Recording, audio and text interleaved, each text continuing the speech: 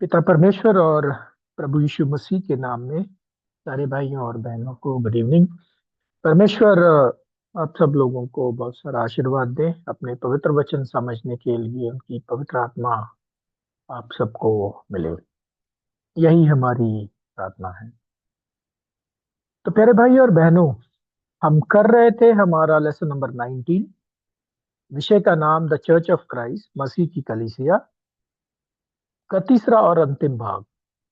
पिछले सप्ताह हमने आधा हिस्सा किया, इस सप्ताह हम आधा हिस्सा करेंगे। तो अभी तक हमने क्या देख लिया उसको थोड़ा रिवाइज कर लेते हैं। लेसन नंबर 17 और 18 और 19 का जो आधा हिस्सा हमने पिछले सप्ताह किया वो सारा हमने देखा कि प्रभु की कलीसिया में तीन पड़ाव हैं: भुलाए हुए, चुने हुए और वफादार। भुलाए हुए विश्वासी, उन विश्वासियों में से चुन लिए गए, जो कौन चुन लिए गए? जो समर्पण करते हैं, जो प्रभु के पद चिन्हों पर चलने का फैसला करते हैं, उनको मिलती है हाई कॉलिंग। बुलाए हुओं को हाई कॉलिंग नहीं है, चुने हुओं को मिलती है हाई कॉलिंग, ऊपरी बुलावा। और चुने हुओं में से जो वफादार निकलते हैं वो बन जाती है प्रभु यीशु मसीह की कलीसिया। और चुने हुओं में से हमने देखा दो झुंड डिवाइड होते हैं या दो झुंड बनते हैं: छोटा झुंड और बड़ी भीड़। छोटा झुंड कौन? जो प्रभु की कलीसिया है। बड़ी भीड़ कौन है? जो सिंहासन के सामने प्रकाशित वाक्य 7:9 में हमने देखा खड़ी है। अब क्या इस झुंड की कोई गिनती है? कलीसिया की कोई गिनती है? जी हाँ, प्रकाशित वाक्य में हमने दो बार एक गिनती देख रहे हैं। एक तो प्रकाशित वाक्य 14वें अध्याय में, एक 7वें अध्याय में, है ना? कितनी गिनती? 1,44,000। तो 1,44,000 गिनती की जब बात करते हैं, प्रभु की कलीसिया की गिनती का जब ये नंबर हमें पता चलता है, तो हम रीजन करते हैं कि भाई 2000 साल हो गए, ये गिनती पूरी नहीं हुई, ये तो बहुत गिनती कम है। आज की समय में अगर इस संसार, इस पृथ्वी पर आप क्रिश्चियंस की काउंटिंग देखो तो 250 करोड़ तो आज ही क्रिश्चियंस इस संसार में हैं। तो क्या ये प्रभु की कलीसिया नहीं है? इतनी गिनती कम कैसे हो सकती है? तो ये सारी रीजनिंग हमें इस वचन पर विश्वास करने के लिए, मतलब विश्वास नहीं करने देती कि भाई इतनी इतनी छोटी गिनती कैसे हो सकती है। और दूसरी बात, दूसरी रीजनिंग, इन वचनों को, प्रकाशित वाक्य के इन वचनों को लिटरली समझने की वजह से, हम साधारण भाषा समझने की वजह से हमें लगता है कि प्रकाशित वाक्य 7वें अध्याय में तो जो नाम लिया गया है वो इजराइल की बात हो रही है, इजराइल के गोत्रों की बात हो रही है। तो हमने उस पर भी रीजन आउट किया कि पहली बात तो वो इजराइल की बात नहीं हो रही। मतलब उसको कैसे इंटरप्रेट किया जाता है नॉर्मली कि जी प्रभु की कलीसिया में ये जो 1,44,000 गिनती है, ये यहूदियों की गिनती की बात हो रही है। तो हमने जब डिटेल में पिछली क्लासेस में इस बात को पढ़ा और तीन रीजन देखे कि सबसे पहले वो जो गोत्र हैं वो पूरे मैच नहीं हो रहे। एक गोत्र दान की जगह मनश्शे है, और दूसरा क्रम में भी अंतर है।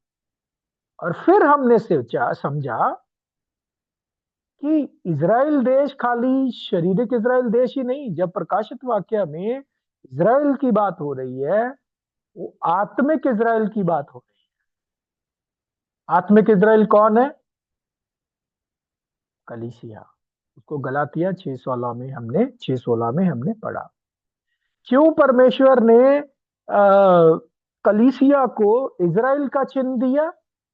क्योंकि इज़राइल, आत्मिक इज़राइल और शारीरिक इज़राइल में समानताएं हैं। और वो समानताएं हम पढ़ के आ रहे थे। पिछले सप्ताह हमने दो समानताएं देखी कि जैसे इज़राइल के 12 गोत्र थे, वैसे ही जो नया नगर होगा यानी कि कलीसिया, वो जो 12 जिसकी भुजाएं हैं, उन पर 12 अपोस्टल्स के नाम लिखे हैं। तो जैसे शारीरिक इज़राइल 12 गोत्रों से बना था, वैसे ही आत्मिक इज़राइल 12 फाउंडेशंस, 12 नींव या 12 दीवारों से बना हुआ है। जैसे दूसरा पॉइंट, जैसे शारीरिक इज़राइल के दो हिस्से थे, वैसे आत्मिक इज़राइल भी दो हिस्सों में बटा हुआ है, एक रोमन कैथोलिक, एक प्रोटेस्टेंट्स। ठीक है, तो ये दो पॉइंट हमने पिछले सप्ताह देखे। और फिर हमने देखा ये जो चुनाव की प्रक्रिया, ये बुलाए हुए और चुने हुए और वफादार की प्रक्रिया, एक नमूने में, वो नमूना क्या था?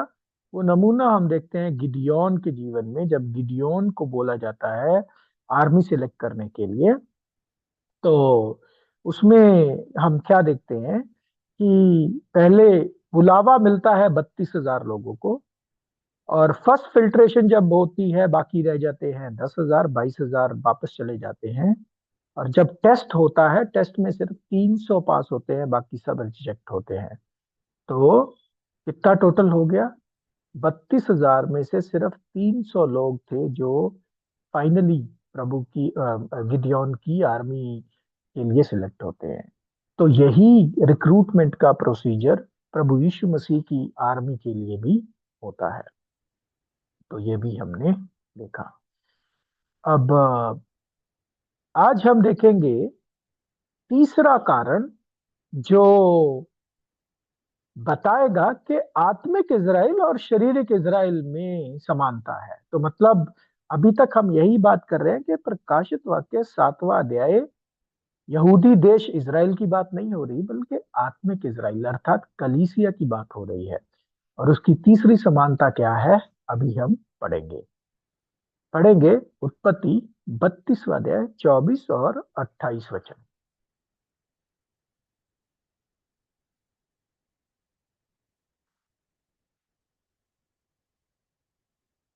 Genesis chapter 32 verse 24 and 28। और याकूब आप अकेला रह गया। तब कोई पुरुष आकर पौ फटने तक उससे मल्ल युद्ध करता रहा।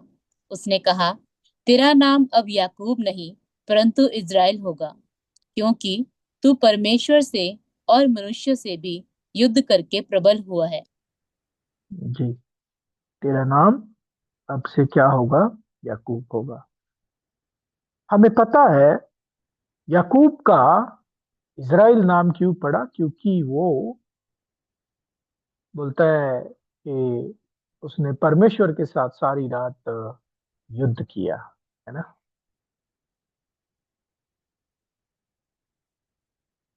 इसका मतलब क्या है?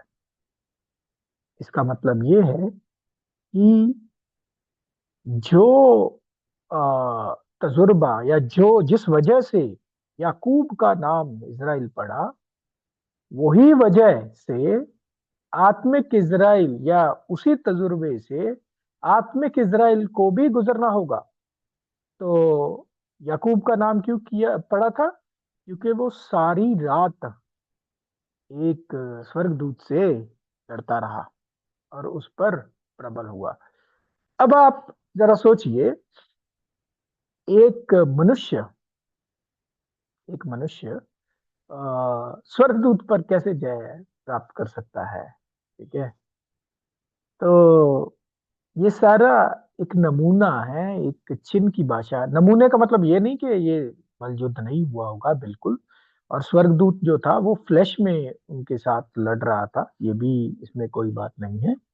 लेकिन अब आत्मिक इज़राइल के संबंध में इसका अर्थ क्या है, या आत्मिक इज़राइल को इस तजुर्बे में से गुजरने का अर्थ क्या है, ये अभी हम देखेंगे। क्योंकि जो जैसे याकूब का नाम इज़राइल इसलिए पड़ा क्योंकि वो उस रात पूरी रात लड़के प्रबल हुआ, इसलिए उसको पड़ा। सिमिलरली प्रभु यीशु मसीह के कलीसिया के एक एक मेंबर को भी एक युद्ध लड़ना है और फतेह जय पानी है, और फिर उसको मुकुट मिलेगा। यही हमने प्रकाशित 3:21 तक पढ़ा कि जो जय पाए उसको मुकुट मिलेगा। हमें कौन सा युद्ध लड़ना है, ये रात क्या है, सब कुछ अभी ये चिन्ह की भाषा में है, पहले देखेंगे क्या है। तो सबसे पहले रात। रात का मतलब क्या है? पढ़ते हैं यशाया 60 दो वचन।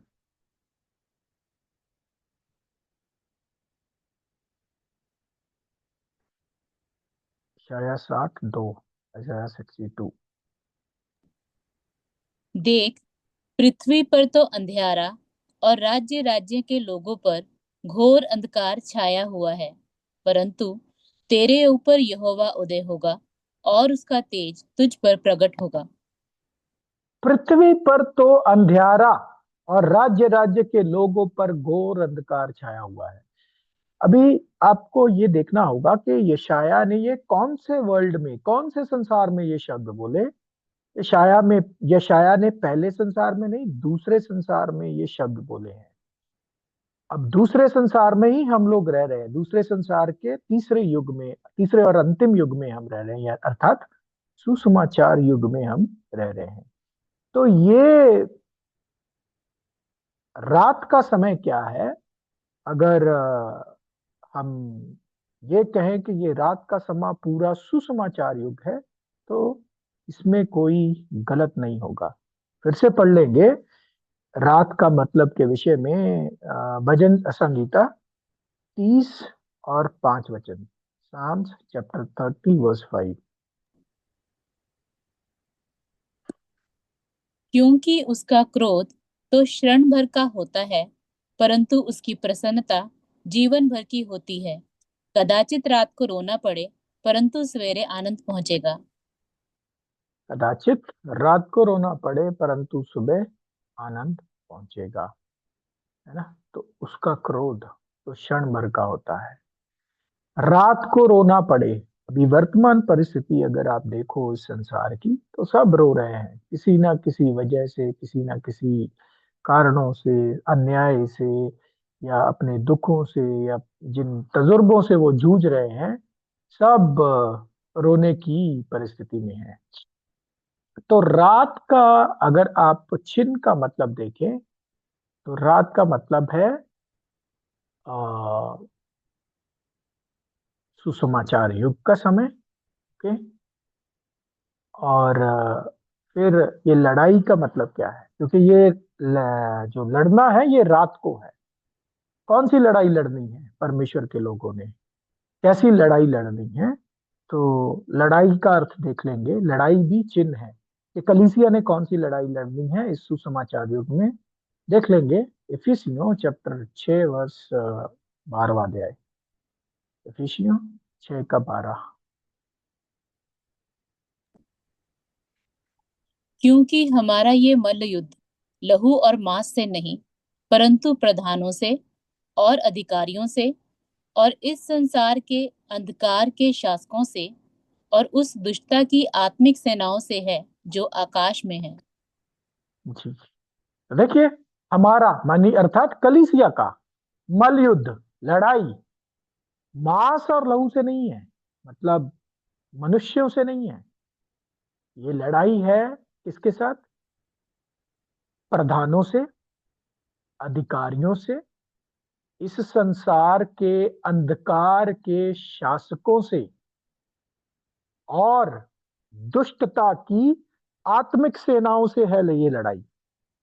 मतलब आपको सिंपल शब्दों में बोले तो गिरे हुए स्वर्गदूत है आपके विरुद्ध, उनसे है आपकी लड़ाई। कब? इस रात के समय में। ये रात का मतलब क्या है? पूरा सुसमाचार युग। सुसमाचार युग में ही कलीसिया को बुलावा है। और इस युग में जितनों को ये स्वर्गीय बुलावा लड़ा मिला है, और जिन्होंने ये लड़ाई वफादारी से जीती है, वही प्रभु की कलीसिया के हिस्सेदार बने हैं। उन्हीं को नाम मिलता है आत्मिक या इज़राइल, परमेश्वर का असली इज़राइल। ठीक है। लड़ना है रात को। ये लड़ाई शैतान, गिरे गिरे हुए स्वर्गदूत, और इस शैतान के द्वारा स्थापित की गई पावर्स, और दुष्ट रास्तों के साथ है। तो ये है लड़ाई हमारी, इसकी, कलीसिया की। कब है ये लड़ाई? पूरे सुसमाचार युग में लड़ाई है। और इस लड़ाई में से जो जीतेगा वो ही बनेगा इज़राइल। उसी को मिलेगा नाम इज़राइल। कौन सा? आत्मिक इज़राइल, कलीसिया। पढ़ लेंगे वचन जीतने के विषय में, प्रकाशित वाक्य 3:21।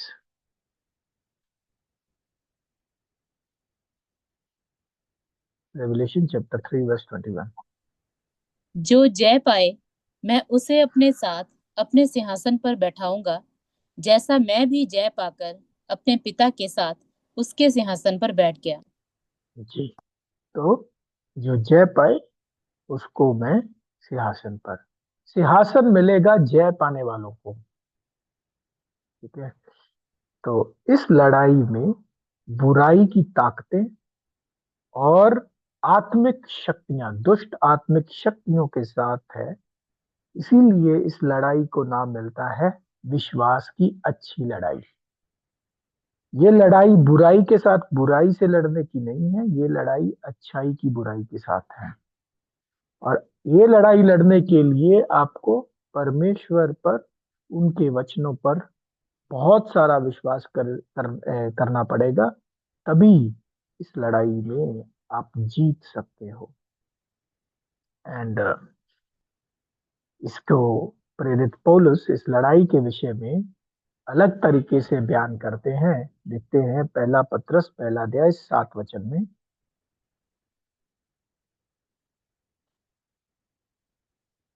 First Peter chapter 1 verse 7। और ये इसलिए है कि तुम्हारा परखा हुआ विश्वास, जो आग से ताए हुए नाशवान सोने से भी कहीं अधिक बहुमूल्य है, यीशु मसीह के प्रकट होने पर प्रशंसा, महिमा और आदर का कारण ठहरे। प्यारे भाई और बहनों, नोटिस कीजिए, यहाँ विश्वास नहीं बोला है तुम्हारा विश्वास, इधर बोला है तुम्हारा परखा हुआ विश्वास। क्या परखना है? ये लड़ाई आपको लड़नी है, बुराई के साथ लड़ाई लड़नी है, विश्वास की अच्छी लड़ाई लड़नी है और उस पर जय प्राप्त करना है। आपके विश्वास, आप बोलते ना मैं विश्वास करता हूं, विश्वास खाली नहीं चाहिए परमेश्वर को, आपका विश्वास परखा हुआ होना चाहिए। और परख कैसे होती है? आग से। जैसे सोना आग से ताया जाता है ना, वैसे ही आग से परख होगी। आपको ऐसे तजुर्बे मिलेंगे जिसमें आपको अपने विश्वास में खड़े रहना होगा। तभी प्रभु यीशु मसीह की प्रशंसा, महिमा और आदर होगा। ठीक है। तो हाँ, ये लड़ाई, ये जद्दोजहद में आप लोग अगर जीतोगे तभी मुकुट पाओगे, तभी इनाम पाओगे। हार जाओगे तो ना तो इज़राइल नाम मिलेगा, ना आप उस इनाम के हकदार ठहरोगे। कौन है ये आत्मिक इज़राइल का ये जो परीक्षा लेने वाला है ना? किसको चाहिए आपके विश्वास की परख? कौन कर सकता है? पढ़ लेंगे वचन, व्यवस्था विवरण 13 अध्याय 3 वचन, ड्यूटरॉनमी 13 वर्स 3। तब तुम उस भविष्यवक्ता या स्वप्न देखने वाले के वचन पर कभी कान न रखना, क्योंकि तुम्हारा परमेश्वर यहोवा तुम्हारी परीक्षा लेगा, जिससे ये जान ले कि ये मुझसे अपने सारे मन और सारे प्राण के साथ प्रेम रखते हैं या नहीं। देखिए, परमेश्वर लेंगे ये परीक्षा आपको जांचने के लिए, आपके विश्वास को परखने के लिए कि क्या वाकई ये सारे तन मन प्राण से मेरे से प्रेम करते हैं या नहीं। और याद करो हमारे प्रभु यीशु मसीह की पहली आज्ञा, वो भी तो यही है ना, अपने तन मन धन से अपने परमेश्वर को प्रेम करना। तो ये कहने से नहीं होगा, ये परख से होगा। परख होनी है तो आपको उन तजुर्बों में से निकलना पड़ेगा। जब आपके विश्वास को चुनौती मिलेगी, फिर पता चलेगा कि आप वाकई परमेश्वर से प्रेम करते हैं या नहीं। ये कौन परीक्षा लेता है? परमेश्वर खुद ये परीक्षा लेते हैं। तो कलीसिया के एक एक सदस्य को ट्रायल से, तजुर्बों से, परीक्षाओं से निकल कर जाना है। ऐसा नहीं है कि फूलों की सेज पर आप जिंदगी बिता के जाओगे और आपके लिए मुकुट रखा है, ऐसा कुछ नहीं है। हर एक को, कलीसिया में जाने वाले हर एक सदस्य को ये लड़ाई में से गुजर के जाना है, उनके विश्वास की परीक्षा होनी है, तभी वो मुकुट पा सकेंगे।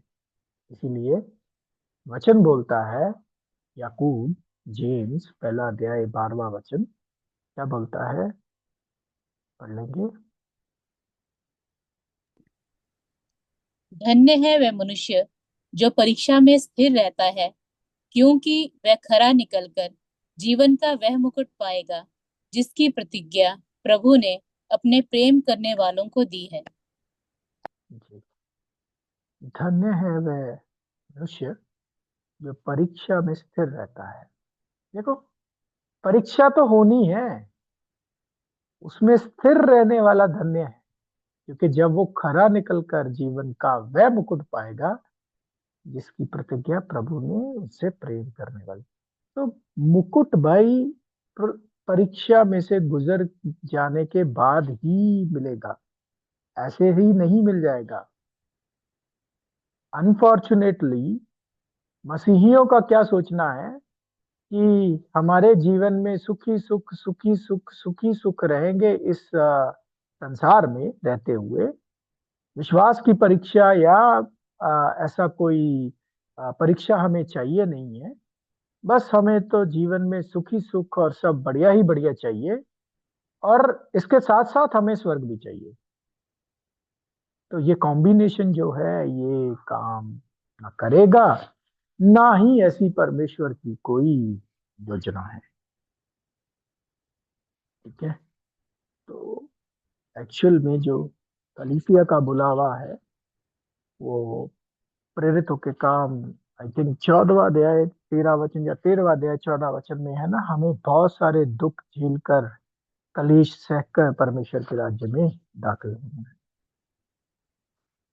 तो इसीलिए प्यारे भाई और बहनों, यदि कलीसिया को नाम इज़राइल मिला है तो उनको इज़राइल के जैसे, याकूब के जैसे सारी रात लड़के, यानी सुसमाचार युग में इन आ, आ, ना देखे जाने वाली शक्तियों से लड़कर जय प्राप्त करके फिर ही ये मुकुट हासिल होगा।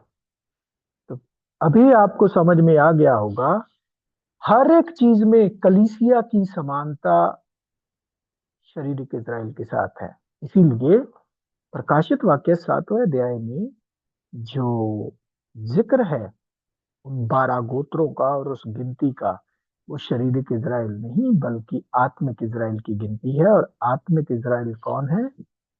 प्रभु की कलीसिया। और प्रभु की कलीसिया की गिनती, आई एम श्योर अभी आप लोगों को कन्विंस हो चुके होंगे आप लोग कि ये जो गिनती है 1,44,000, यही है एक्चुअल गिनती हमारे प्रभु यीशु मसीह की कलीसिया की, है ना। और अंत में अब प्रकाशित वाक्य 7वां अध्याय 4 से लेकर जो 8 वचन है, उसमें जो 12 गोत्र हैं उनका क्या महत्व है, उनको हम कैसे समझे, और वो जो 12-12 हजार की गिनती दी गई है उसको हम कैसे समझे। आपको मालूम होगा या आपने सुना होगा, जैसे साल में 12 महीने होते हैं और उन 12 महीनों में पैदा होने वाले जो लोग हैं उनकी अलग अलग पर्सनैलिटी होती है। फरवरी में पैदा होने वालों की अलग पर्सनैलिटी, मार्च में पैदा होने वालों की अलग। तो ऐसे हर एक महीने में जो पैदा होता है उसकी अलग अलग पर्सनालिटी होती है।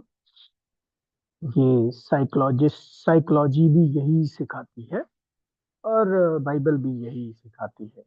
इसीलिए 12 आपको बहुत बार मिलता है, शारीरिक इज़राइल के 12 गोत्र। प्रभु यीशु मसीह के कलीसिया में जो फाउंडेशंस हैं वो 12, अर्थात 12 अपोस्टल्स, है ना। और साल में महीने भी 12। और अगर आप वो साइंस देखो, सन साइन जिसे बोलते हैं, जिनको हम मानते तो नहीं लेकिन फिर भी वो भी 12 ही हैं, क्योंकि वो महीनों के साथ उनको रिलेट किया जाता है ना। और यहाँ तक कि अ, जब परमेश्वर ने इब्राहिम के साथ वायदा करते हुए उसे ब्लेस किया, अ, इब्राहिम के दूसरे पुत्र इश्माइल के बच्चों की, उनके विषय में भी हम वचन पढ़ लेते, 12 प्रिंसेस ही थे। पढ़ लेंगे उत्पत्ति, जेनेसिस चैप्टर 17 वर्स 20, 17-20। इश्माइल के विषय में भी मैंने तेरी सुनी है, मैं उसको भी आशीष दूंगा और उसे फलवंत करूंगा और अत्यंत ही बढ़ा दूंगा। उससे 12 प्रधान उत्पन्न होंगे और मैं उससे एक बड़ी जाति बनाऊंगा। ठीक है, इस्माइल को भी आशीर्वाद दिया और उनसे भी बोला 12 प्रधान। अभी 10 बोल सकते थे, 15 बोल सकते थे, 20 बोल सकते थे, 8 बोल सकते थे, 7 बोल सकते थे, 12 ही क्यों? तो ये 12 का बहुत बड़ा महत्व है। और यही 12 हम प्रकाशित वाक्य 7वें अध्याय में देख रहे हैं, गोत्र। और वो आत्मिक गोत्र है, ठीक है।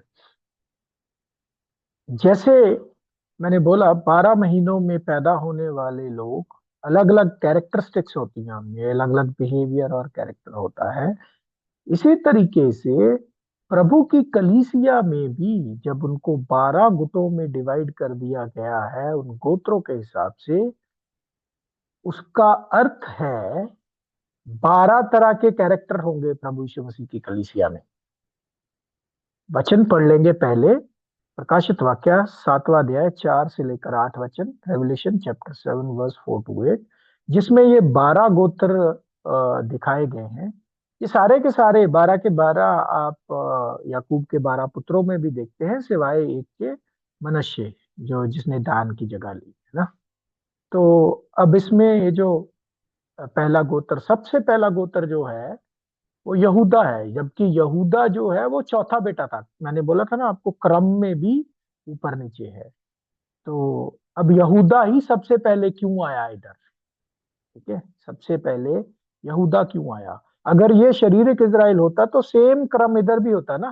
तो उधर आत्मिक मतलब शारीरिक बच्चों में ये याकूब के सबसे पहला पुत्र कौन है? रूबेन।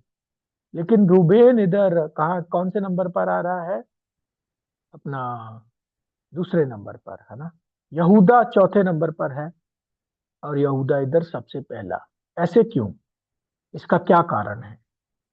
ये सब हमने देखना है, तो पहले वचन पढ़ लें।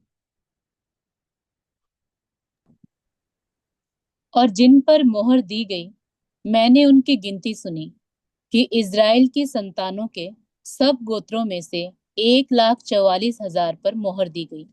यहूदा के गोत्र में से 12,000 पर मोहर दी गई, रुबेन के गोत्र में से 12,000 पर, गाद के गोत्र में से 12,000 पर, आशेर के गोत्र में से 12,000 पर, नप्ताली के गोत्र में से 12,000 पर, मनश्शे के गोत्र में से 12,000 पर, शमौन के गोत्र में से 12,000 पर, लेवी के गोत्र में से 12,000 पर, इसाकार के गोत्र में से 12,000 पर, जबूलून के गोत्र में से 12,000 पर, यूसुफ के गोत्र में से 12,000 पर और बिन्यामिन के गोत्र में से 12,000 पर मोहर दी गई। जी। तो ये 12 12 12 12 हजार क्या है? 12 गोत्रों में से 12,000। और सबसे पहले यहूदा क्यों? सबसे पहले यहूदा इसलिए है क्योंकि इस 1,44,000 के हेड किस गोत्र से थे? किस कोई बताएगा? प्रभु यीशु मसीह किस गोत्र से थे?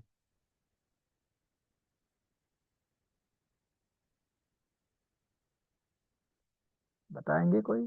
किस गोत्र से थे कोई? चैट पे टाइप करके भेजिए।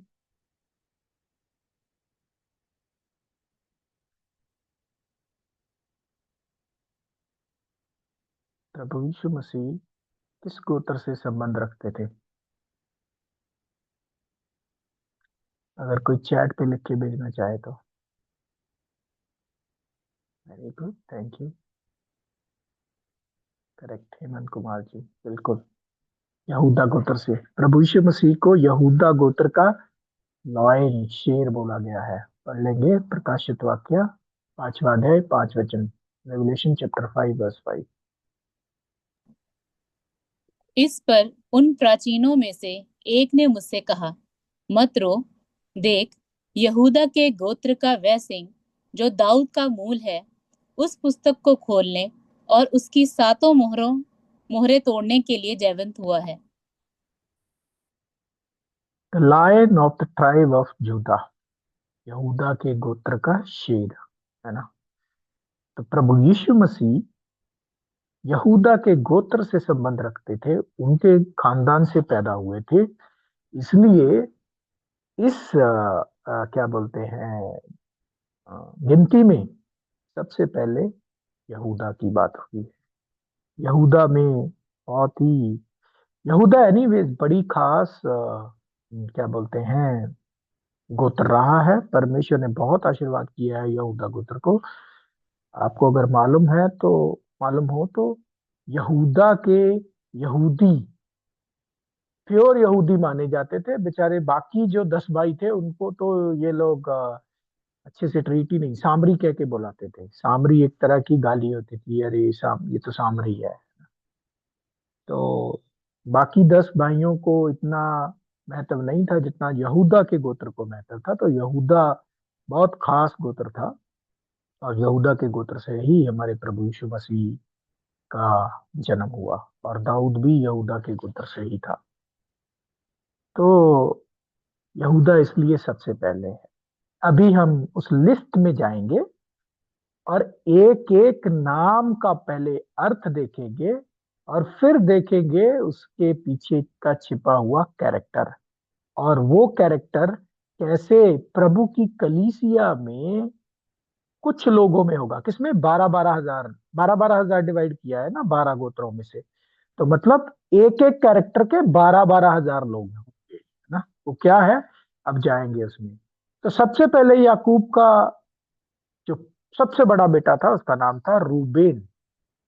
पति 49 अध्याय 3 वचन में पढ़ लेंगे। Genesis chapter 49 verse 3। हे रुबेन, तू मेरा जेठा, मेरा बल और मेरे पौरुष का पहला फल है। प्रतिष्ठा का उत्तम भाग और शक्ति का भी उत्तम भाग तू ही है। प्रतिष्ठा और शक्ति का उत्तम भाग, रूबेन जो है। अब रूबेन शब्द या रूबेन नाम का अर्थ क्या है, उस अर्थ में छिपा है ये कैरेक्टर। अब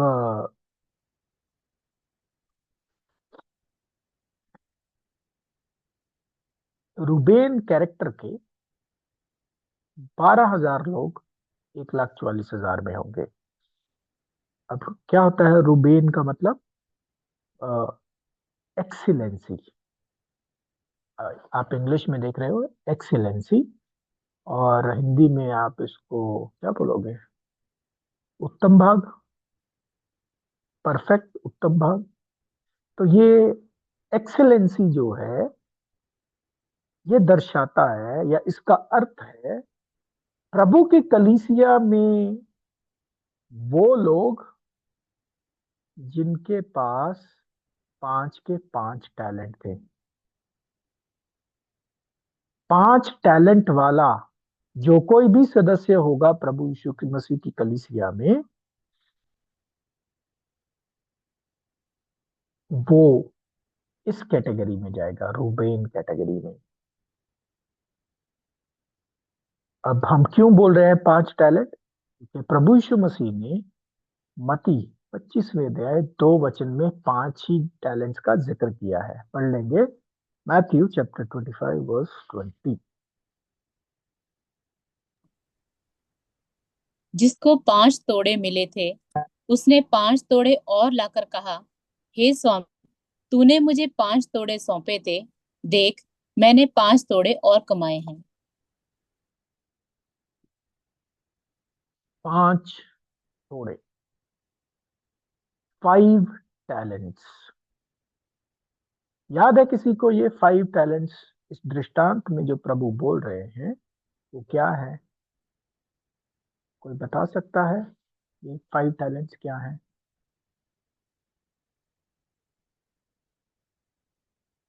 चैट पे लिख के भेजिए।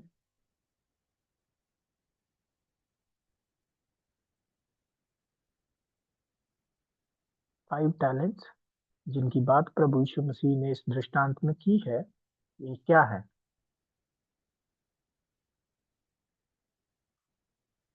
जिनके पास ये 5 टैलेंट्स, पांचों के पांचों टैलेंट्स होंगे, वो रूबेन कैरेक्टर कहलाएंगे। एक्सेलेंसी मतलब हर चीज में सक्षम। ऐसा नहीं कि सिर्फ 12,000 लोगों को ही, 12,000 लोग ही के पास ऐसा टैलेंट होगा, नहीं। 5 टैलेंट वाले बहुत लोग होंगे, लेकिन उनमें से सिर्फ 12,000 ही फेथफुल निकलेंगे, क्योंकि उनकी गिनती प्रकाशित वाक्य में 12,000 है। उस कैरेक्टर की गिनती कलीसिया में 12,000 है। इसका मतलब 12,000 ही फेथफुल होंगे। होंगे तो बहुत, लेकिन फेथफुल सिर्फ 12,000। क्या है वो 5 टैलेंट्स?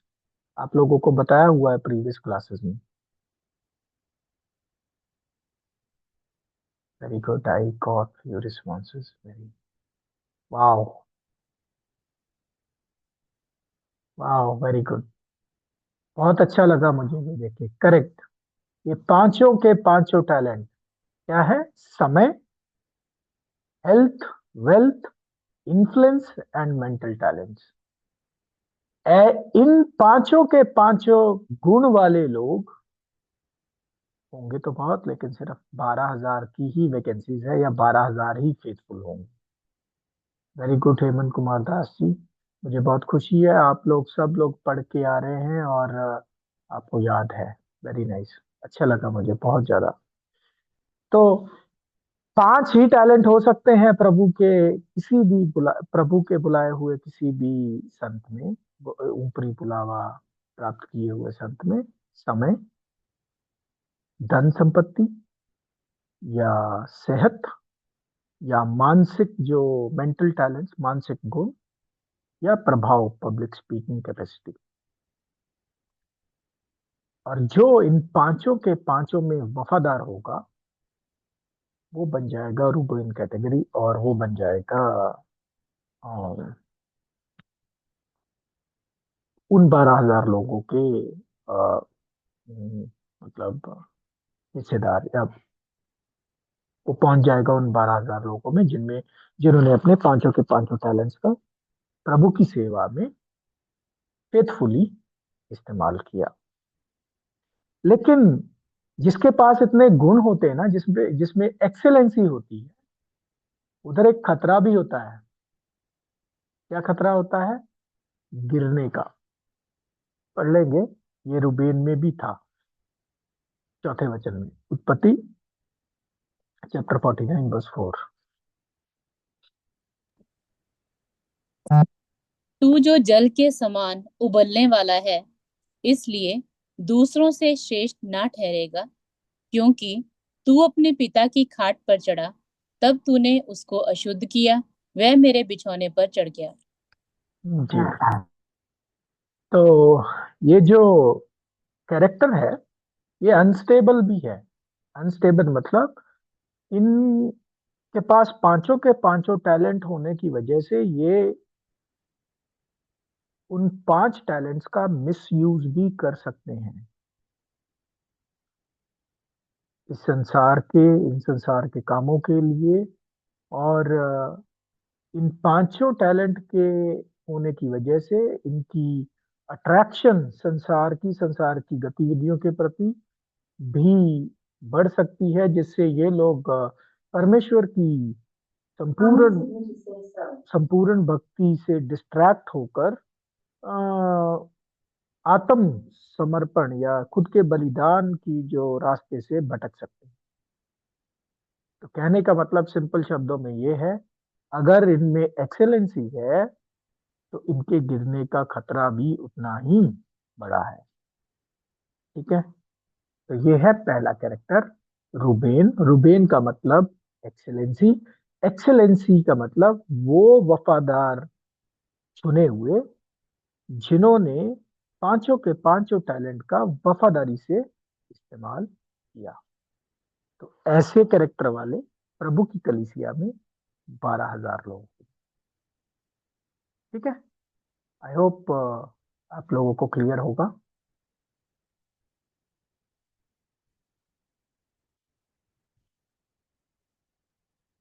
ओके,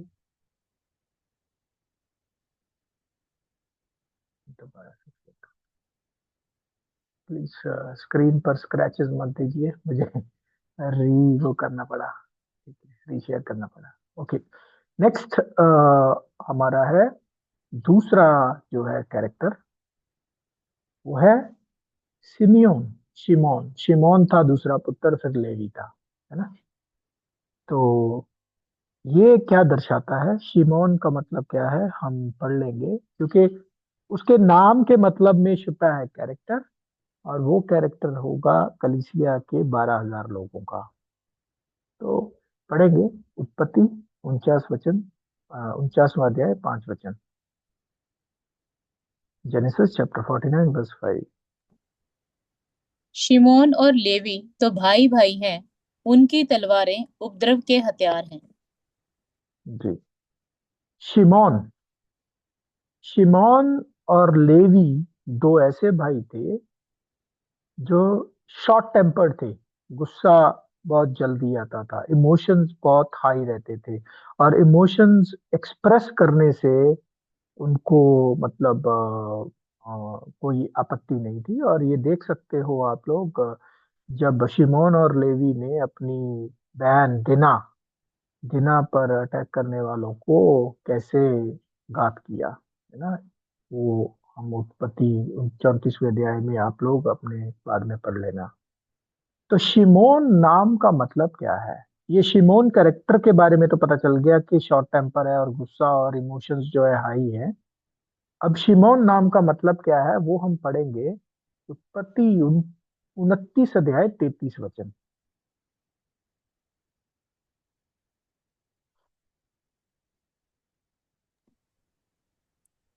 फिर वह गर्भवती हुई और उसके एक पुत्र उत्पन्न हुआ। तब उसने ये कहा, ये सुनकर कि मैं अप्रिय हूँ, यहोवा ने मुझे ये भी पुत्र दिया। इसलिए उसने उसका नाम शिमोन रखा। जी, शिमोन इसलिए रखा क्योंकि उसके पीछे कोई कारण था। कारण क्या था, द लॉर्ड हाथ heard that I was hated. तो शिमोन नाम का मतलब है सुनना, हर्ड। ठीक है। और इसका अर्थ क्या हुआ, सुनने का अर्थ क्या हुआ, कलीसिया के कॉन्टेक्स्ट में, या जो 12,000 ऐसे होंगे वफादार, उनके कॉन्टेक्स्ट में।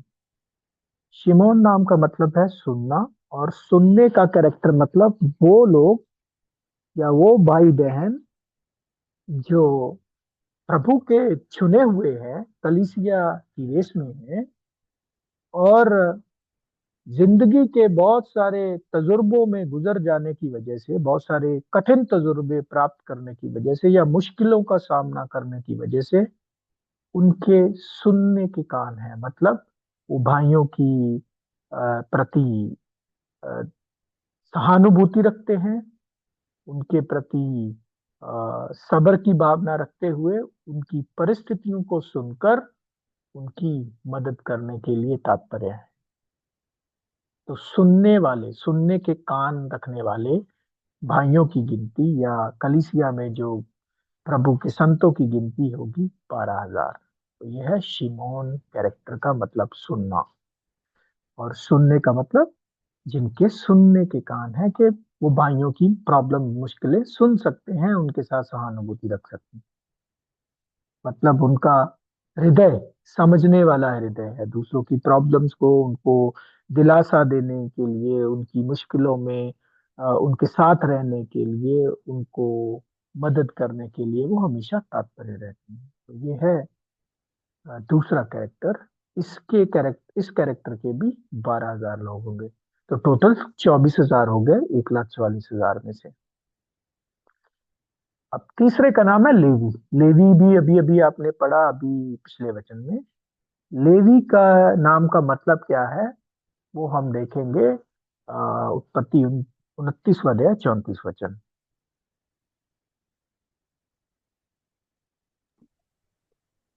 फिर इसमें वह से गर्भवती हुई और उसके एक पुत्र उत्पन्न हुआ, और उसने कहा, अब की बार तो मेरा पति मुझसे मिल जाएगा, क्योंकि उससे मेरे 3 पुत्र उत्पन्न हुए। इसीलिए उसका नाम लेवी रखा गया। जी क्या रखा गया? लेवी रखा गया। लेवी का मतलब है अटैच्ड टू, जुड़ जाना, जुड़ जाना है ना, ज्वाइंड अनटू मी को।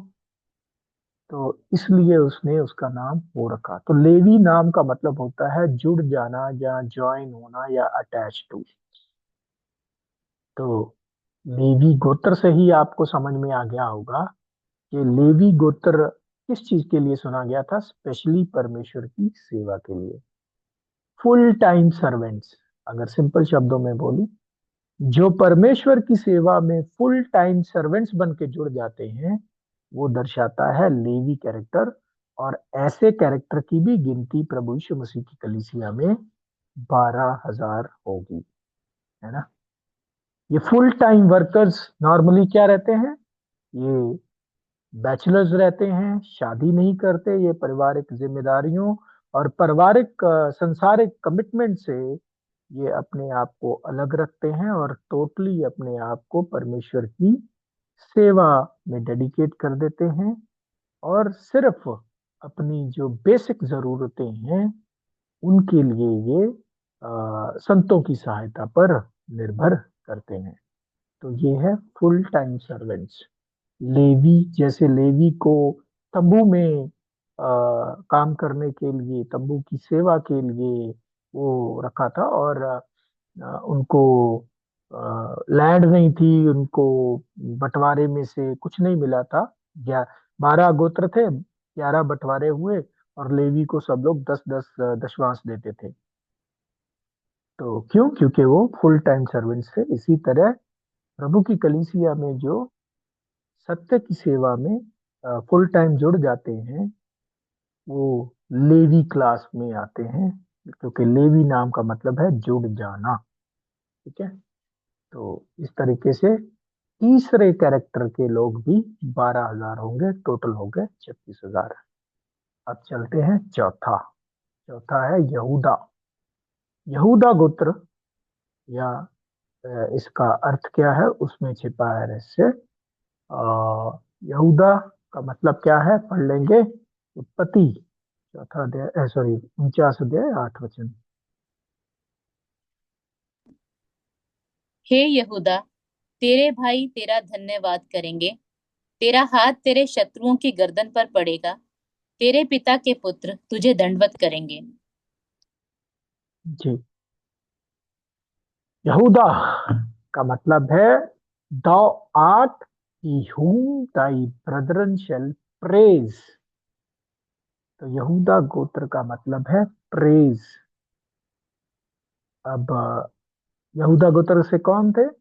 हमारे प्रभु यीशु मसीह। मतलब एक एक एग्जाम्पल तो आपको समझ में आ गई कि यहूदा गोत्र से निकलने वाले जो हैं उनमें एक पहलू होगा प्रेज का। क्या प्रेज का?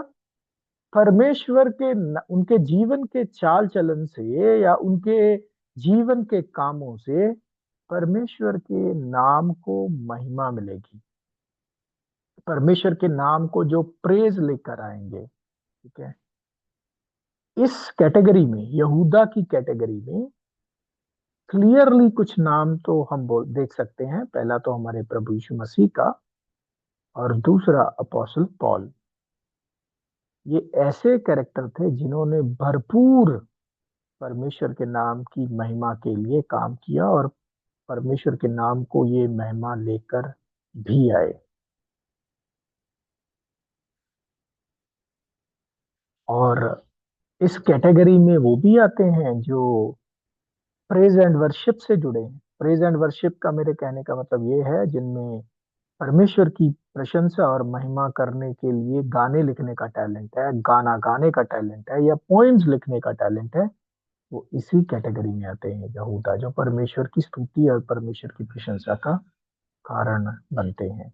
ऐसे लोगों की गिनती भी प्रभु की कलीसिया में 12,000 लोगों की होगी। तो टोटल कितने हो गए? 48,000, 48,000। चार गोत्र हमने देख लिए। फिर पांचवा गोत्र देखेंगे हम, जबलून। अभी जबलून के नाम का मतलब क्या है पढ़ लेंगे 49:13, उत्पत्ति 49:13 में। जबूलून समुद्र तट पर निवास करेगा, वह जहाजों के लिए बंदरगाह का काम देगा और उसका परला भाग सिदोन के निकट पहुंचेगा। तो जबलून क्या करेगा? निवास करेगा, डिवेल। जबलून नाम का मतलब होता है डिवेल, डिवेलिंग प्लेस, या डिवेल, रहना, किसी निवास करना। पढ़ लेंगे एक और वचन, 30वां अध्याय 20 वचन।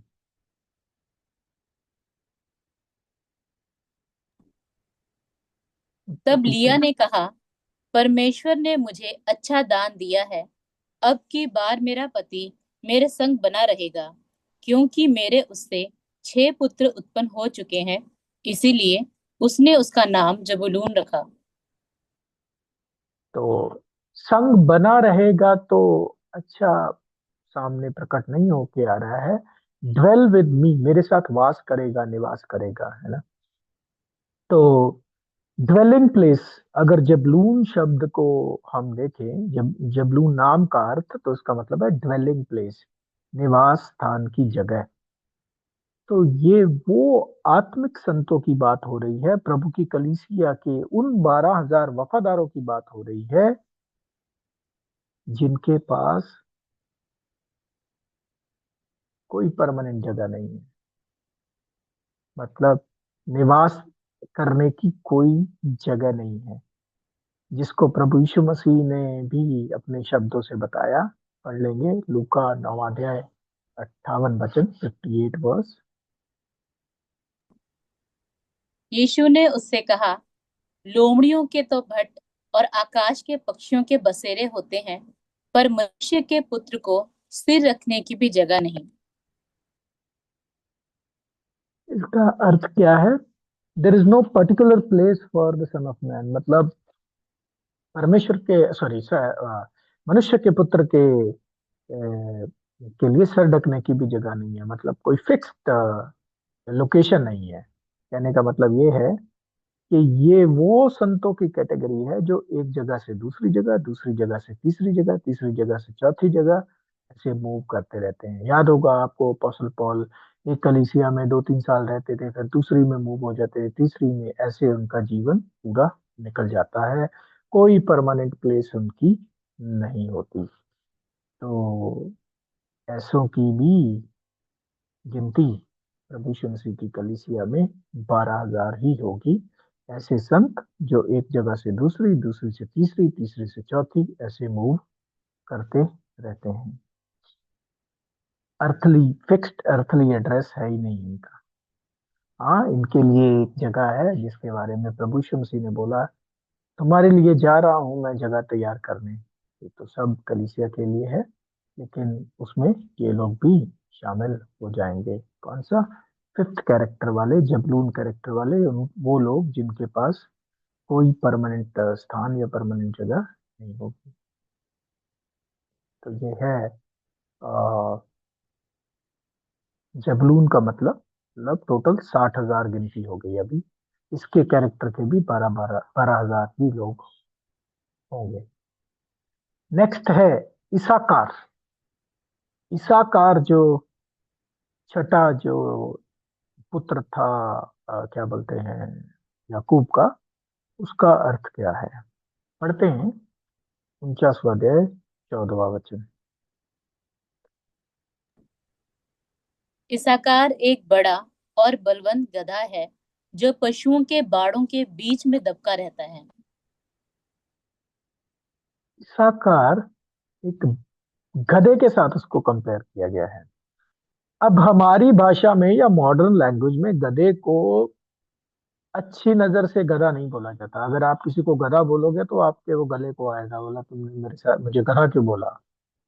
बाइबल में गधा आदर योग जानवर है, उसको ऑनर दिया गया है। आपको याद होगा हमारे प्रभु यीशु मसीह ने भी गधे की सवारी की थी।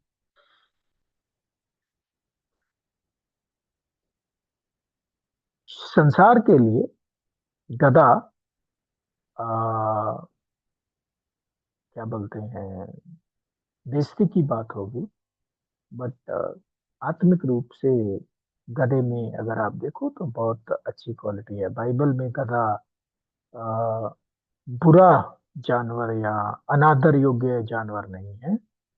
अ, गधे में बहुत अच्छी एक क्वालिटी होती है, वो होती है वो दो बोझ उठाता है और सीधा चलता रहता है। दोनों साइड उसके बोझ लगा हुआ होता है और नीचे सर करके वो चला जाता रहता है। ठीक है। अब इसको अगले वचन में भी हम पढ़ लेंगे। 15वां वचन जो है इसी इसी कैरेक्टर के साथ जुड़ा हुआ, फिर इस पर इसको क्लोजर करेंगे।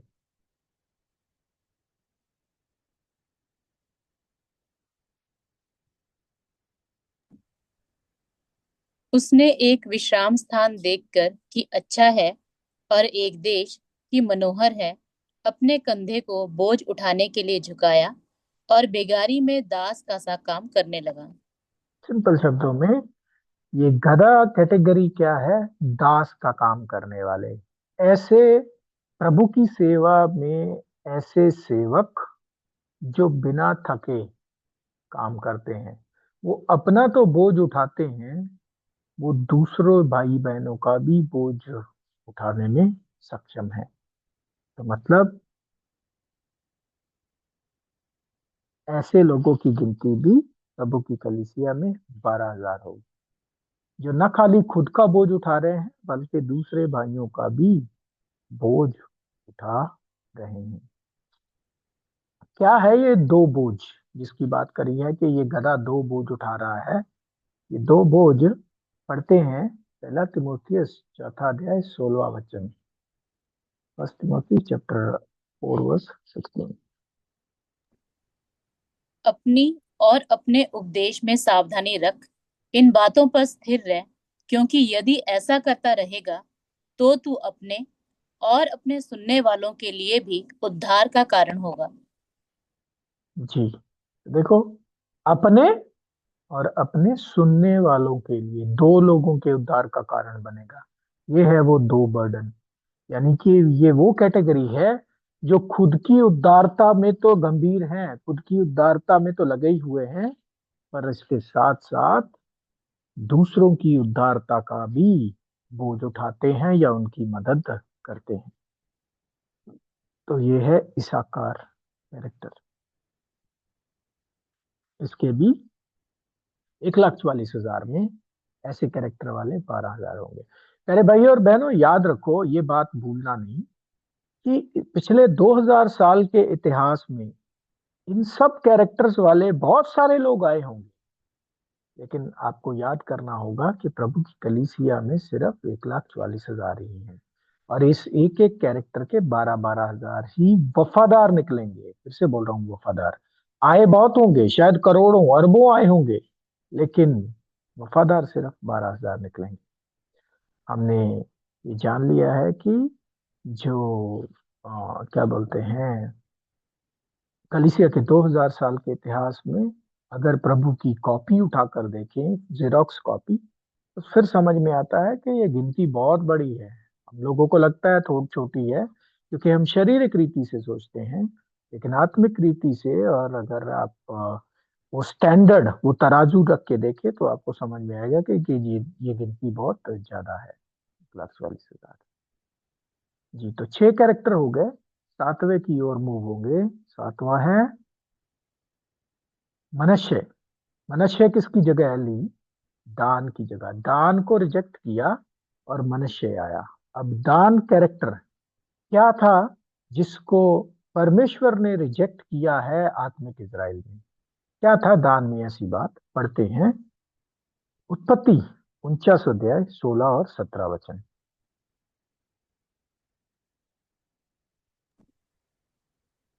दान इज़राइल का एक गोत्र होकर अपने जाति भाइयों का न्याय करेगा। दान मार्ग में का एक सांप और रास्ते में का एक नाग होगा, जो घोड़े की नली को डसता है, जिससे उसका सवार पछाड़ खाकर गिर पड़ता है। दान का कैरेक्टर है जजमेंट, जज करना। ठीक है, तो भाइयों को जज करने वाला। ठीक है, तो ये कैरेक्टर मसीहियों के अंदर क्रिटिसाइज करना, दूसरों को जज करना, ये कैरेक्टर मसीह में नहीं चल सकता, ज्यादा नहीं चल सकता, क्योंकि ये कैरेक्टर प्रभु की ओर से रिजेक्टेड कैरेक्टर है।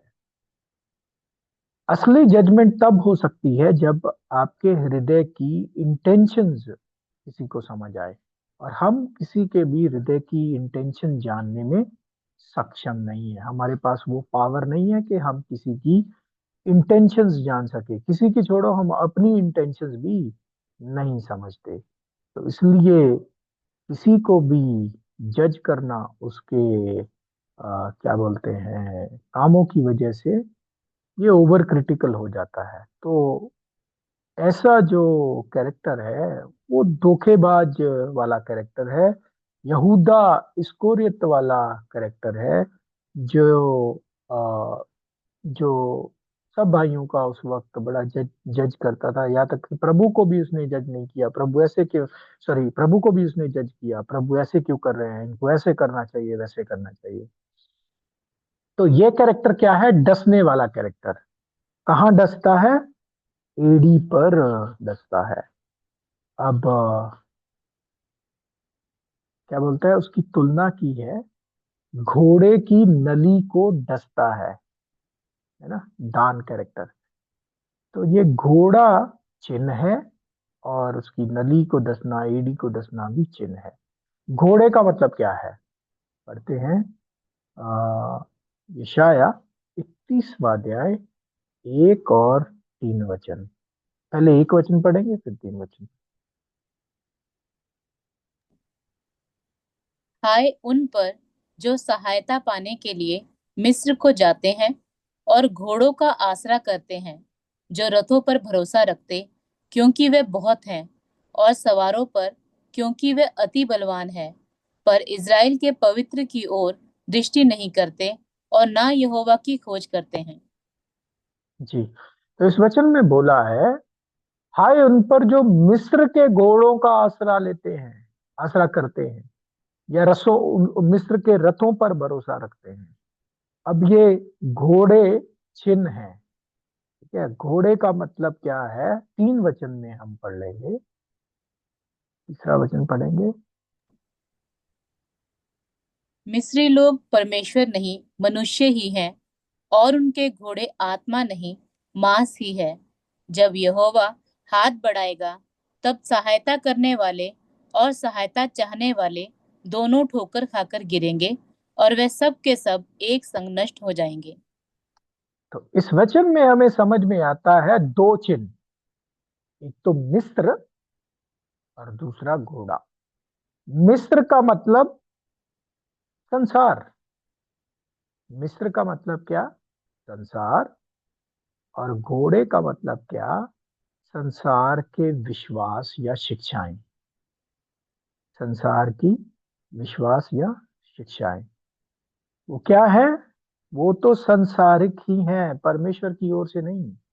हाय उन पर जो संसार के शिक्षाओं पर मन लगाते हैं, क्योंकि वो परमेश्वर की ओर से नहीं है। ठीक है, क्या करती हैं जो ये शिक्षाएं?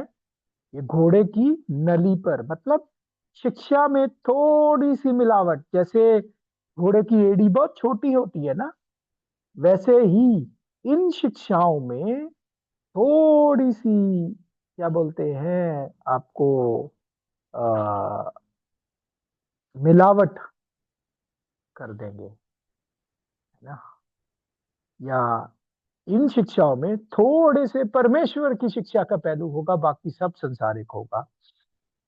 यही है ये भाइयों का काम, इस कैरेक्टर का काम, कि परमेश्वर की, क्या बोलते हैं, वचनों में या संसारिक, परमेश्वर के वचनों में बहुत सारी संसारिक आत्मा मिला दी, या संसारिक शिक्षाओं में या संसारिक बिलीफ्स में थोड़ी सी परमेश्वर की वचन की बात डाल दी, इस तरीके से उसको पूरा डाइल्यूट कर दिया।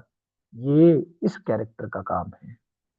जिससे क्या होगा, जिससे वो भाई बहन जो विश्वास में शुद्धता के साथ चलना चाहते हैं, ये शिक्षाएं या ये बिलीफ्स ऐसे लोगों से आए हुए उनकी ठोकर का कारण बन जाते हैं या बन सकते हैं। और ये बड़ी ही भयानक बात है।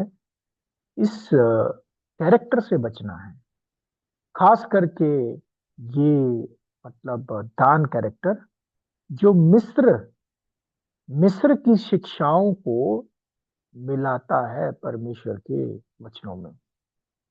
ऐसे कैरेक्टर को, ऐसा कैरेक्टर प्रभु की कलीसिया के लिए अनफिट है, इसलिए इस कैरेक्टर को रिजेक्ट किया और एक नया कैरेक्टर आया जिसका नाम था मनश्शे।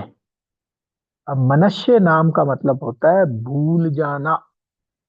भूल जाना मतलब दान कैरेक्टर को भूलो, मनुष्य कैरेक्टर आएगा। ठीक है, तो पढ़ लेंगे भजन संगीता 45वां अध्याय 10 और 11 वचन।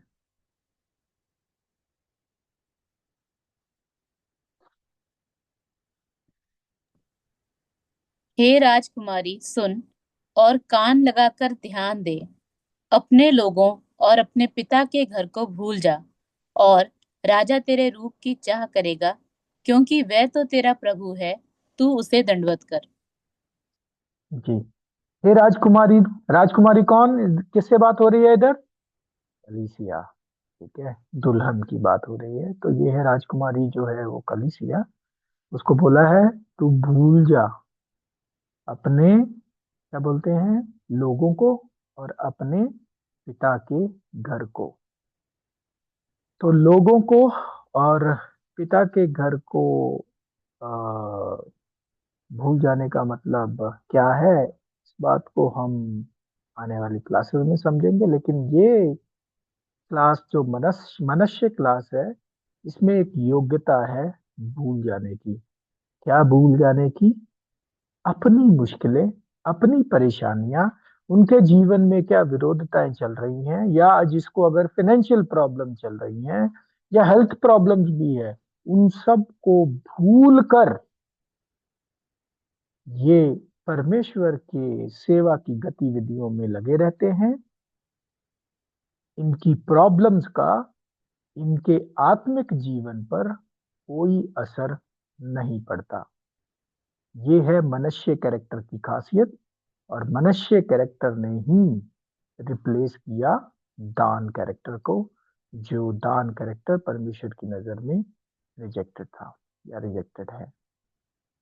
तो ऐसे भी 12,000 लोग ही होंगे प्रभु की कलीसिया में। उसके बाद 82, मतलब 82 था, 8वां कैरेक्टर गाद। गाद का क्या मतलब है, पढ़ लेंगे। उत्पत्ति 49 वचन। गाद पर एक दल चढ़ाई तो करेगा, पर वह उसी दल के पिछले भाग पर छापा मारेगा।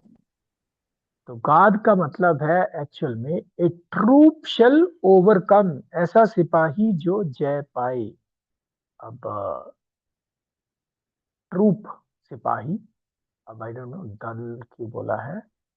अ, और फिर से पढ़ लेंगे उत्पत्ति 30वां अध्याय 11वां वचन।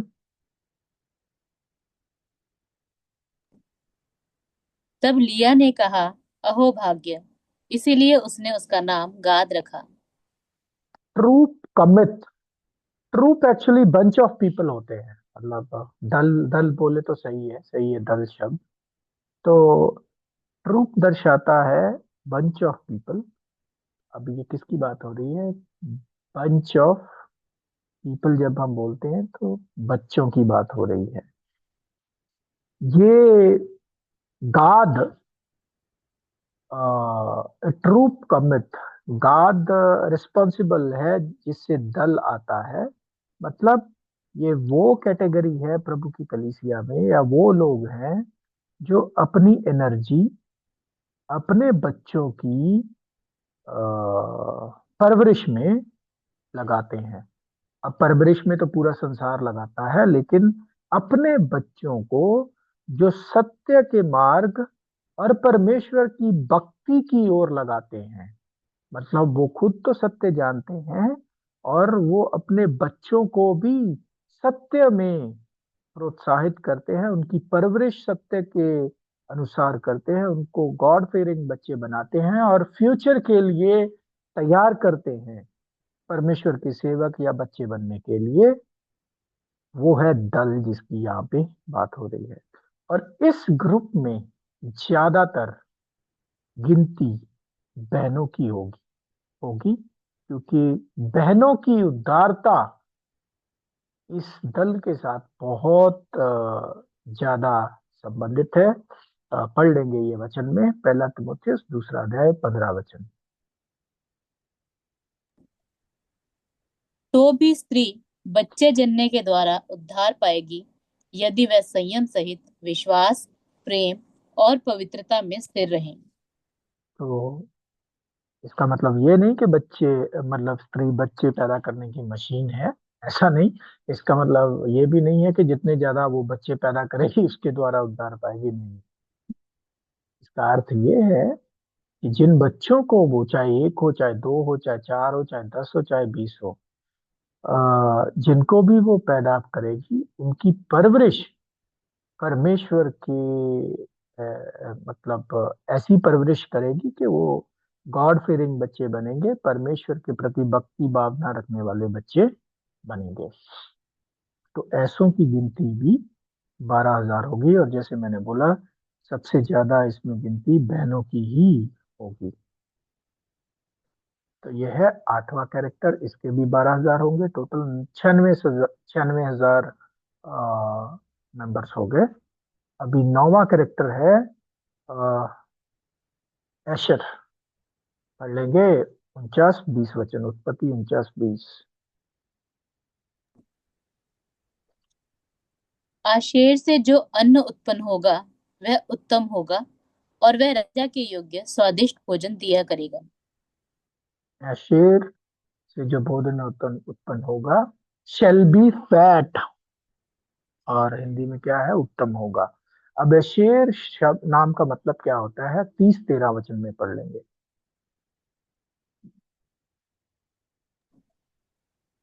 तब लिया ने कहा, मैं धन्य हूँ, निश्चय स्त्रियां मुझे धन्य कहेंगी, इसलिए उसने उसका नाम आशेर रखा। आशेर रखा। तो इसका मतलब क्या है? एशेर नाम का मतलब है हैप्पी, हैप्पी, खुश, खुश रहने वाले, है ना।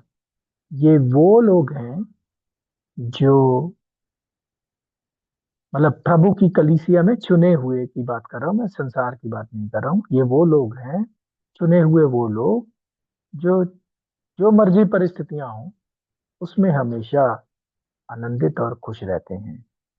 इन पर ये वचन बिल्कुल सेट बैठता है जो प्रेरित पौलुस ने फिलिपियों 4:4 में बोला, प्रभु में सदा आनंदित रहो, फिर कहता हूँ आनंदित रहो। और एक बार एक और वचन में, पहला थिस्सलुनीकियों 5:16 में भी सदा आनंदित रहो। तो ये वो कैरेक्टर है जो हमेशा, जो भी मर्जी परिस्थितियां हो, प्रभु में हमेशा ये आनंदित रहते हैं।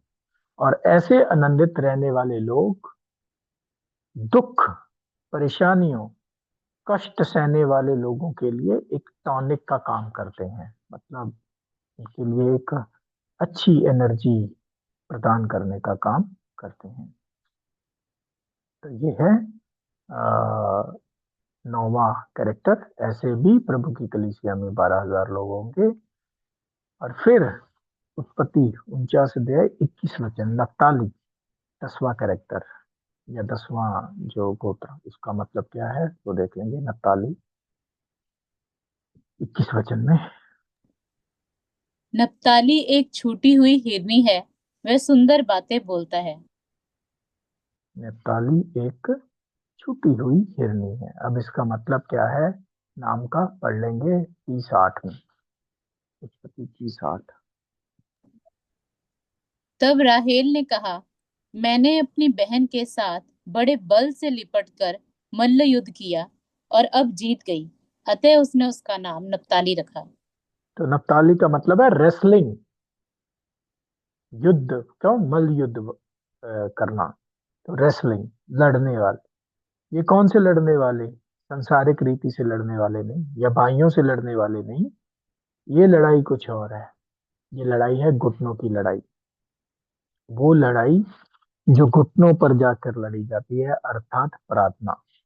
तो ये ऐसी कैटेगरी है, या नफ्ताली कैरेक्टर वो है जो भाइयों के वेलफेयर के लिए, कटनी के काम के लिए, परमेश्वर की सेवा के कामों के लिए प्रार्थना में जुटे रहते हैं। इनको प्रेयर वॉरियर्स बोलते हैं। प्रार्थना मतलब ये और किसी शायद माध्यम से तो मदद ना कर पाए, लेकिन प्रार्थनाओं से ये मदद करते हैं। और इस कैटेगरी में बहुत सारे ना देखे, मतलब अनसीन ब्रदर्स एंड सिस्टर्स होते हैं, जिनकी सेवा दिखती नहीं है, लेकिन इनकी सेवा भी बहुत महत्वपूर्ण होती है, क्योंकि ये आपको जो सेवा के काम को प्रार्थनाओं में याद रखते हैं। तो ऐसे भी 12,000 लोग होंगे प्रभु की कलीसिया में वफादार। अगला कैरेक्टर है जोसफ। जोसफ नाम का मतलब क्या है? 49 वचन में पढ़ लेंगे, 22 वचन में पढ़ लेंगे। उत्पत्ति 49:42। यूसुफ फलवंत लता की एक शाखा है, वह सोते के पास लगी हुई फलवंत लता की एक शाखा है, उसकी डालियां दीवार पर से चढ़कर फैल जाती हैं। जी, तो जोसफ नाम का मतलब है फ्रूटफुल। फ्रूटफुल, या अगर और एक वचन देखें इसमें से, और इस कैरेक्टर के बारे में हमें पता चलेगा 30वां अध्याय 24 वचन में।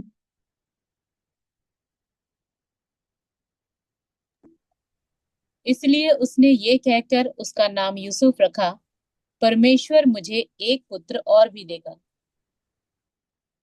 तो Lord shall add to me another son, एक और पुत्र देगा। तो जोसफ का मतलब है एड टू ऐड और बी फ्रूटफुल। तो ये जो झुंड है, या ये कैरेक्टर जो है, ये कैरेक्टर है फल लाने वाला कैरेक्टर, और ऐड करने वाला कैरेक्टर। तो मतलब ये कौन कैरेक्टर है? ये वो कैरेक्टर है जिनमें बहुत सारा क्वालिटीज है, और करते हैं, और ज्यादा करते हैं, और मदद करते हैं। मतलब मल्टी क्वालिटीज वाले, जिनमें मल्टी टैलेंट होता है ना, थोड़ा थोड़ा। लेकिन ये भी है कि किसी में भी सक्षम नहीं। सारे टैलेंट है, सक्षम किसी में भी नहीं। तो ये क्या करते हैं कि परमेश्वर की सेवा में अपने इस मल्टी टैलेंटेड कैरेक्टर में को इस्तेमाल करते हैं सब कुछ। यानी कि इनको इलेक्ट्रिकल का भी काम कर लेते हैं, ये व्हीकल रिपेयर का भी काम कर लेते हैं, माइक अरेंजमेंट का भी काम कर लेते हैं, इधर उधर भाग भी लेते हैं, कंप्यूटर भी चला लेते हैं। सब काम थोड़ा थोड़ा थोड़ा थोड़ा जानते हैं और ये कर लेते हैं। तो इनका कंट्रीब्यूशन भी प्रभु की सेवा में बहुत बड़ा होता है। और ऐसे कैरेक्टर वाले भी लोग प्रभु की कलीसिया में 12,000 मिलेंगे वफादार। तो जोसेफ का नाम का मतलब है टू ऐड और फ्रूटफुल। किसमें ऐड करना और किधर फ्रूटफुल होना? परमेश्वर की सेवा में, प्रभु की सेवा में। जी, 12वां और अंतिम कैरेक्टर बेंजामिन। 49 अध्याय 27 वचन में देख लेंगे। उत्पत्ति 49:27। बिन्यामीन फाड़ने वाला भेड़िया है। सवेरे तो वह अहेर भक्षण करेगा और सांझ को लूट बांट लेगा। जी। बिन्यामिन तो, बिन्यामिन के विषय में ऐसा क्यों बोला? क्योंकि बिन्यामिन के पैदा होते ही उसकी माँ जो थी वो चल बसी। अब इस नाम का मतलब क्या है? और बिन्यामिन का नाम बदल कर क्या बोलते हैं, सॉरी, बिन्यामिन का पहले नाम जो था वो बिनौनी था, लेकिन बिनौनी को बदल कर उसके पिता ने उसका नाम बेंजामिन रखा। अब इसका अर्थ क्या है वो देखेंगे हम। 35 उत्पत्ति 35:18 वचन। तब ऐसा हुआ कि वह मर गई, और प्राण निकलते निकलते उसने उस बेटे का नाम बिनोनी रखा, पर उसके पिता ने उसका नाम बिन्यामिन रखा। तो पिता ने उसका नाम बदलकर बिन्यामिन किया। अब बिन्यामिन नाम का मतलब होता है son of my right hand, मेरा क्या बोलते हैं, दाएं हाथ का पुत्र, मतलब लाइक अ राइट हैंड। तो आपने, अब जब आप राइट हैंड बोलते हैं तो इसको समझ में आ ही गया होगा कि आपका, आपने भी देखा होगा कि यार ये मेरा हाथ के समान है, या ये मेरा ऐसा दोस्त है जो मेरे लिए हाथ बनकर काम कर रहा है। तो राइट हैंड बनकर जो सेवा में असिस्ट करते हैं। अपोस्टल पॉल के लिए कौन कौन थे? तिमोथियस था, सिलास था, बारनबास था, लूका था। इन लोगों ने अपोस्टल पॉल की बहुत ज्यादा मदद की और दाएं हाथ के तौर पर काम किया। प्रेरित पतरस के लिए मरकुस था, या और भी जो होंगे, है ना।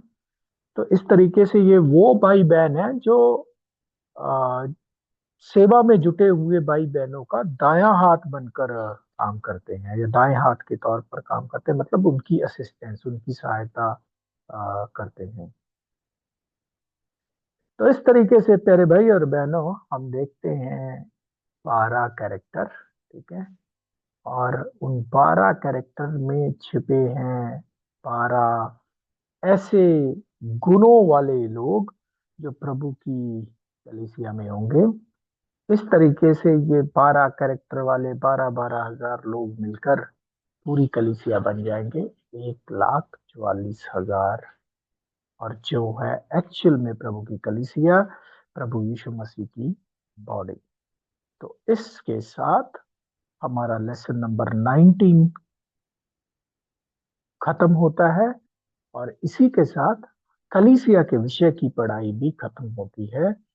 आप लोग इतना समय तक हमारे साथ जुड़े रहे, इसके लिए आपका बड़ा बहुत बहुत धन्यवाद। अभी हम सबको अनम्यूट करेंगे, अगर आपका कोई क्वेश्चन है तो वो एड्रेस करेंगे, और उस पर हम बात करेंगे। अगले सप्ताह हम मिलेंगे पिरामिड ऑफ गीजा के विषय की पढ़ाई में। पिरामिड ऑफ गीजा का बाइबल के साथ क्या कनेक्शन है? और प्रभु यीशु मसीह ने एक बात बोली थी, अगर तुम ना बोले तो पत्थर बोल पड़ेंगे। उस बात को हम कैसे समझे? तब तक परमेश्वर ही आप सब लोगों को बहुत सारा अनुग्रह दे। Thank you and Lord.